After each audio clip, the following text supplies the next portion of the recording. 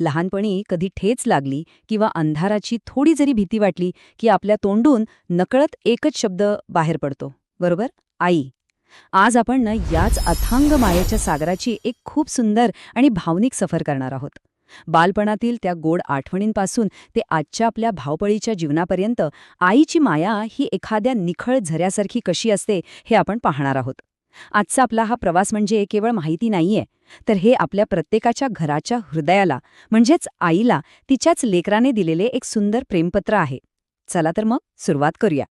आयुष्याची गणितं चुकल्यानंतरही जी हिशोब लावत नाही ती धन्य माऊली म्हणजेच आई. किती खरंय नाही. पारंपरिक मराठी साहित्यात आपण नेहमीच वाचतो की आईचं प्रेम हे स्वर्गीय असतं. पण याचा खऱ्या आयुष्यातला अर्थ काय? बघा, जगात जेव्हा आपण सगळेच व्यावहारिक हिशोब करत असतो, कोण कुणासाठी किती करतंय हे मोजत असतो, तेव्हा आई एकमेव अशी व्यक्ती असते जी कधीच, अगदी कधीच आपल्या कष्टाचा, वेळेचा किंवा प्रेमाचा हिशोब ठेवत नाही. तिचं प्रेम हे खऱ्या अर्थाने विनाअट असतं. आणि हीच ती निस्वार्थ भावना आहे जी आपल्याला आज या प्रवासात हृदयात जपून ठेवायची आहे.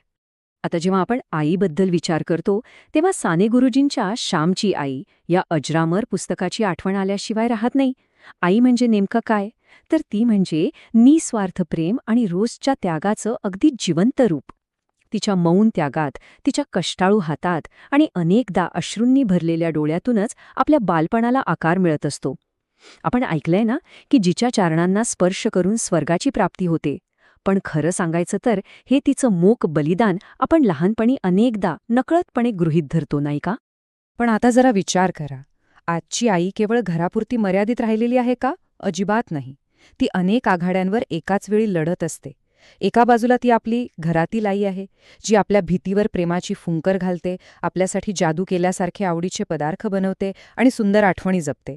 तर दुसरीकडे ती एक नोकरदार महिलासुद्धा आहे, जी ऑफिसचे सततचे ईमेल्स हाताळते आणि ह्या दुहेरी जबाबदाऱ्या अगदी लिल्या पार पाडते. या सगळ्यामुळे तिच्यावर जो प्रचंड मानसिक ताण असतो त्याची आपण कल्पनाही करू शकत नाही.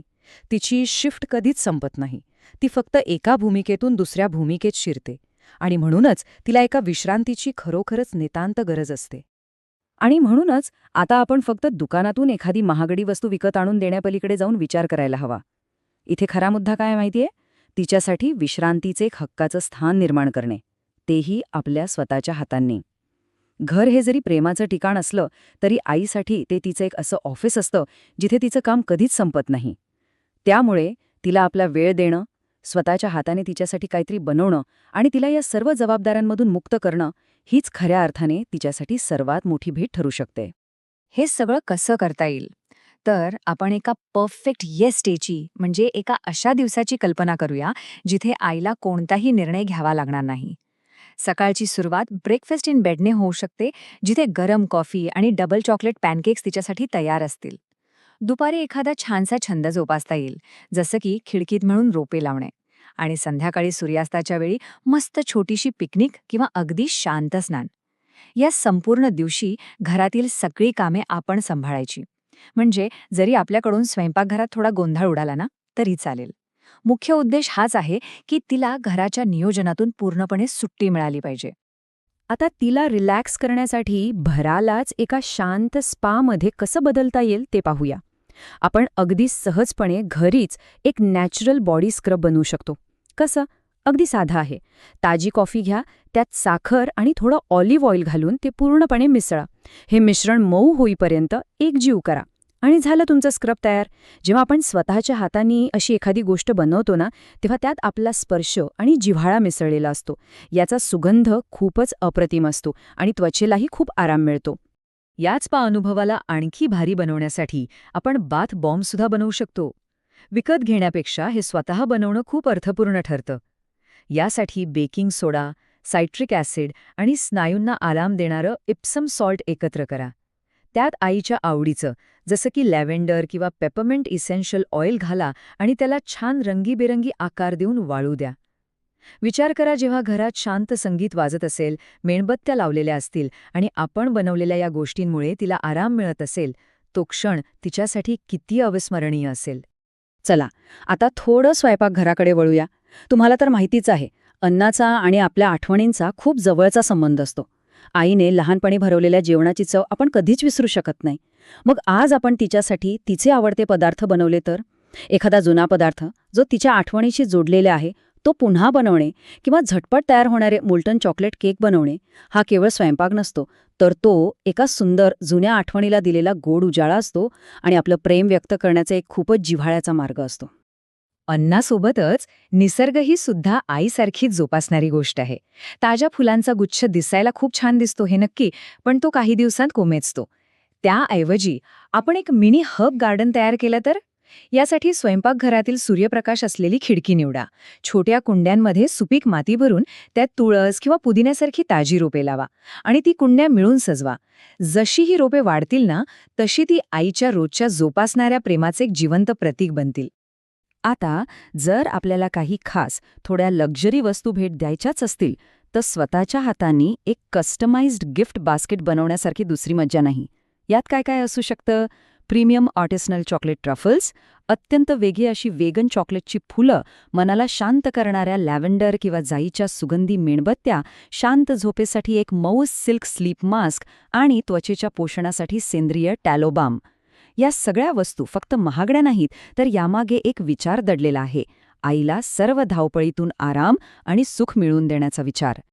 आणि हो, ही बास्केट सजवणे ही सुद्धा एक कलाच आहे बरं का. एका सुंदर विणलेल्या टोपलीत मऊ टिश्यू पेपर पसरा, मेणबत्त्यांसारख्या जड वस्तू तळाशी ठेवा आणि त्यावर आकर्षक चॉकलेट्स आणि ताजी फुले व्यवस्थित मांडा.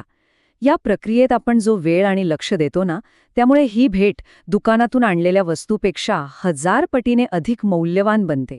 आणि सगळ्यात शेवटी सर्वात वर ठेवायचं एक सिल्क मास्क आणि प्रेमाने हाताने लिहिलेलं एक पत्र. आणि मगाशी मी जे पत्राबद्दल बोललो ना, तो खूप महत्वाचा भाग आहे. लेखिका मेलानी वेटर म्हणतात की प्रत्येक हार्ट लेटरमध्ये कारण, गोष्ट, चिंतन आणि प्रेम असले पाहिजे. म्हणजे आपण जे पत्र लिहितो ते फक्त तू जगातली सर्वोत्तम आई आहेस अशा नेहमीच्या वाक्यांपुरतं नसावं. त्यात 4 गोष्टी असाव्यात. कारण म्हणजे आपण हे का लिहित आहोत, गोष्ट म्हणजे आपल्या बालपणातील एखादी खास आठवण, चिंतन त्या आठवणीतून आपण काय शिकलो आणि अर्थातच प्रेम. जेव्हा आपण असं मनापासून लिहिलेलं पत्र देतो तेव्हा तो क्षण खऱ्या अर्थाने भावूक आणि अविस्मरणीय बनतो. हे सगळं पाहिल्यानंतर आणि आईच्या या निस्सीम प्रेमाची पुन्हा एकदा नव्याने जाणीव झाल्यानंतर एक प्रश्न आपल्या मनात नक्कीच येतो. मातृत्वाचा सन्मान करण्यासाठी केवळ एकच दिवस पुरेसा आहे का? तिने रोज केलेल्या त्यागाची परतफेड आपण एका दिवसात करू शकतो का? नक्कीच नाही. मग आपण आपल्या आईची शिकवण दररोज कशी पुढे नेऊ शकतो? तिच्या अनंत प्रेमाचा जिवंत वारसा आपण कसे बनवू शकतो? हा विचार आपण आपल्या दैनंदिन जीवनात नक्कीच करायला हवा. अनंत कृतज्ञता आणि प्रेमासह तुझं लेकरू. आपल्या आईच्या त्यागाची आणि तिच्या मौन संघर्षाची जाणीव ठेवणं हेच खऱ्या अर्थाने तिची सर्वात मोठी भेट आहे. जुन्या आठवणींना उजाळा देत आपण आपला आणि तिचा हा प्रवास नक्कीच अधिक सुंदर करू शकतो. शेवटी जाता जाता स्वतःला एक प्रश्न नक्की विचारा. आजच असा कोणता छोटासा बदल आपण आपल्या वागण्यात करू शकतो ज्यामुळे आपल्या आईला जाणवेल की तिच्या आयुष्यभराचे कष्ट खऱ्या अर्थाने सार्थ ठरले आहेत? विचार नक्की करा. हे सत्र ऐकल्याबद्दल आणि वेळ दिल्याबद्दल खूप खूप धन्यवाद.